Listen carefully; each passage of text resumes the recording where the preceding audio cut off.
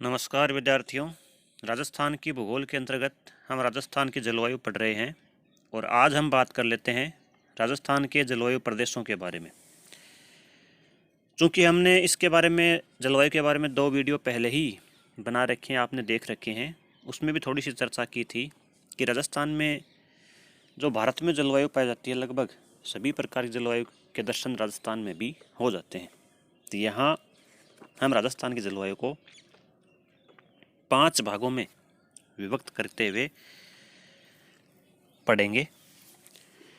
यहाँ जलवायु के सभी तत्वों के लक्षण वर्णित क्षेत्रों में सामान्यतः समान रहते हैं।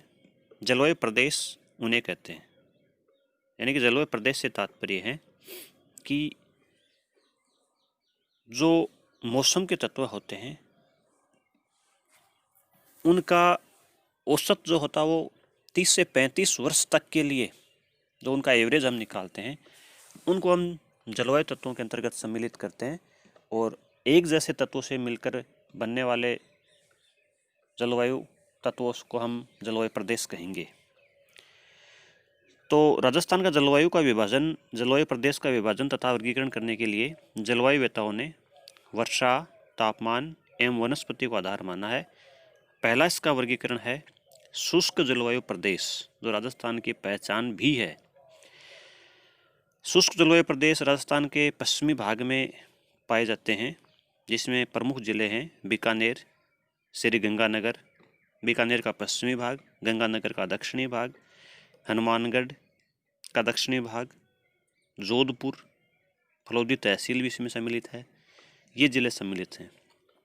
इस क्षेत्र में वर्षा पूर्व की तरफ 20 सेंटीमीटर तथा पश्चिम की तरफ 10 सेंटीमीटर ही होती है।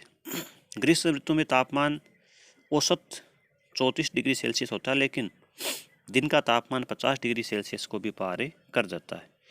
यहाँ वनस्पति बहुत ही कम तथा कंटीली झाड़ियों के रूप में है। बालू का स्तूप अधिक तथा पीने का पानी कम उपलब्ध होता है। ग्रीष्म काल में यहाँ पर धूल भरी आंधियाँ चलती रहती हैं। ये इसकी पहचान है। दूसरा प्रदेश है अर्ध शुष्क जलवायु प्रदेश। ये जो अर्ध शुष्क जलवायु प्रदेश है, ये शुष्क जलवायु प्रदेश से लगता हुआ ही पश्चिम से पूर्व की ओर का है।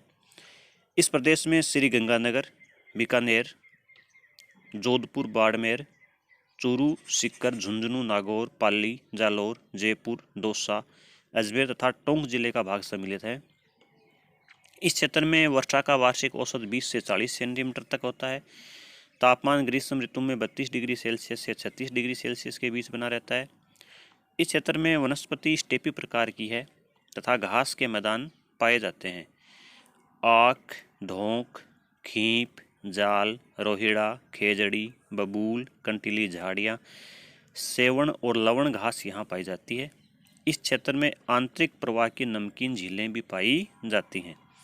तो इस तरह से विद्यार्थियों ने देखा कि शुष्क जलवायु प्रदेश से अर्ध शुष्क जलवायु प्रदेश जो है, वहाँ पर वनस्पति और वर्षा थोड़ी सी अधिक पाई जाती है। जो वनस्पति है वो मरुस्थलीय वनस्पति है, घास के रूप में ये पाई जाती है। इसकी ज़्यादा ऊंचाई नहीं होती है।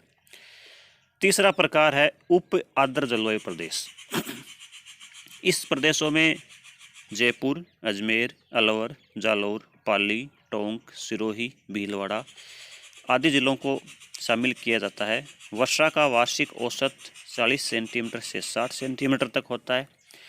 पतझड़ वाली वनस्पति यहाँ पर पाई जाती है, जिसमें मुख्यतः नीम, आंवला, खेरी, हरड़, बहेड़, आम आदि पाए जाते हैं। दैनिक तथा वार्षिक तापमान में विषमता यहाँ पर जो और वर्गीकरण हमने पढ़ा है शुष्क और अर्ध शुष्क, वहाँ से कम पाई जाती है। चौथा इसका प्रकार है आर्द्र जलवायु प्रदेश। यह मुख्यतः पूर्वी एवं दक्षिणी पूर्वी भागों में धौलपुर, भरतपुर, सवाई माधोपुर, कोटा, उदयपुर, राजसमंद, बूंदी, टोंक आदि जिलों के दक्षिणी पूर्वी भागों, टोंक जिला के दक्षिणी पूर्वी भागों तथा चित्तौड़गढ़ जिले के उत्तरी भाग में पाई जाती है। इसमें वर्षा का औसत 60 से 80 सेंटीमीटर तक पाया जाता है। यहाँ पर वार्षिक जो वर्षा होती है वो अधिकांशतः है मानसून काल में ही होती है। यहाँ का औसतन तापमान जो ग्रीष्म ऋतु का है वो 32 डिग्री से 34 डिग्री सेल्सियस होता है। वनस्पति के क्षेत्र या वनस्पति की बात करें तो ये क्षेत्र अन्य तीनों ही प्रदेशों के मुकाबले धनी प्रदेश है, जिसमें पतझड़ वाले वृक्ष पाए जाते हैं। आम, बेर, इमली, नीम, शीशम, बबूल, शहतूत, अड़ुस, गूगल, कांस घास और जामुन के पेड़ यहाँ पर पाए जाते हैं। पांचवा जो वर्गीकरण है वो है अति आर्द्र जलवायु प्रदेश। तो इस प्रकार से देखिए विद्यार्थियों की हमने शुष्क प्रदेश से शुरुआत की और अति आर्द्र प्रदेश भी राजस्थान में पाए जाते हैं। यह प्रदेश राज्य के दक्षिणी पूर्वी भाग में झालावाड़, कोटा जिले का दक्षिणी पूर्वी भाग, उदयपुर जिले का दक्षिणी पश्चिमी भाग, आबू पर्वत और बांसवाड़ा जिलों में विस्तृत है। यहाँ वर्षा का वार्षिक औसत 80 सेंटीमीटर से 150 सेंटीमीटर तक है। आबू पर्वत पर ग्रीष्म ऋतु में औसत तापमान 25 डिग्री सेल्सियस होता है, जबकि अन्य भाग में 30 डिग्री सेल्सियस से 34 डिग्री सेल्सियस तक रहता है। यहाँ पर घनी वनस्पति पाई जाती है क्योंकि यहाँ पर बारिश ज़्यादा होती है, जिसमें शीशम, आम, सागवान, जामुन, खेरी, शहतूत, बांस, महुआ आदि के पेड़ यहाँ पर बहुतायत से मिलते हैं। इस तरह से विद्यार्थियों हमने सामान्य जो जलवायु का वर्गीकरण है वो यहाँ पर पढ़ा। जो कोपेन का वर्गीकरण है और थारनथवेट का वर्गीकरण जो अक्सर परीक्षाओं में पूछ लिया जाता है, उस वर्गीकरण को मैं अगले वीडियो में आपके सामने प्रस्तुत रखूँगा। क्योंकि वीडियो ज़्यादा बड़े नहीं रख सकते, इंटरनेट की समस्या अपलोडिंग के समय भी और डाउनलोडिंग के समय भी रह सकती है आपके सामने। तो आप छोटे छोटे वीडियो के माध्यम से ही आपको पढ़ाई करनी पड़ेगी। अभी 17 नवंबर तक सरकार ने कॉलेज न खोलने का फैसला किया है, तो 17 नवंबर तक तो ये सिलसिला चलता रहेगा। आगामी आदेश जो होंगे वो आप न्यूज़ के माध्यम से या हमारे यूट्यूब और व्हाट्सएप के माध्यम से हमसे जान सकते हैं। जो राजस्थान की जलवायु है उसमें कुछ बातें महत्वपूर्ण वो मैं आपको बता दूं कि राज्य में सर्वाधिक तापांतर का जो ज़िला है वो जैसलमेर है। वहीं अगर हम बात करें सबसे कम तापांतर की, तो सबसे कम तापांतर डूंगरपुर का रहता है। वहीं बात करें स्थान की, तो सबसे कम तापांतर वाला स्थान माउंट आबू है, जबकि सबसे अधिक तापांतर वाला स्थान जो है वो चूरू है। वहीं वाष्प उत्सर्जन की बात करें तो राज्य में सर्वाधिक दर जो वाष्प उत्सर्जन की है वो जैसलमेर ज़िले की है और सबसे कम दर है वो डूंगरपुर और बांसवाड़ा ज़िले की है। वहीं वाष्पोत्सर्जन की दर की बात करें तो ये सर्वाधिक हमारे यहाँ पर जून महीने में होती है और सबसे कम दिसंबर महीने में होती है। तो ये हमारी जलवायु के कुछ महत्वपूर्ण तथ्य हैं।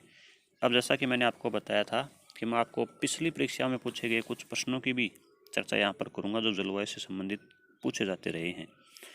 जैसे एक प्रश्न पूछा गया था पुलिस परीक्षा में कि मावठ क्या है। तो मावठ के जो राजस्थानी भाषा का एक नाम है, इसका उत्तर होगा मावठ हम कहते हैं राजस्थान में शीत ऋतु में होने वाली वर्षा को। जैसे अभी शीत ऋतु चल रही है, नवंबर अभी शुरुआत हुई है, तो आगामी महीनों में आप देखोगे कि पश्चिम की ओर से आने वाली हवाएं जो होंगी वो अचानक हमारे यहाँ के तापमान को बढ़ा देंगी और 1-2 दिनों के लिए यहाँ पर हल्की बारिश करके जाएंगी। उस बारिश को हम कहते हैं मावठ। ऐसे ही एक प्रश्न और पूछा गया था आरपीएससी की जो एलडीसी की परीक्षा हुई थी उसमें कि राजस्थान में शीतकाल में वर्षा करने वाले विक्षोभों की उत्पत्ति कहाँ पर होती है।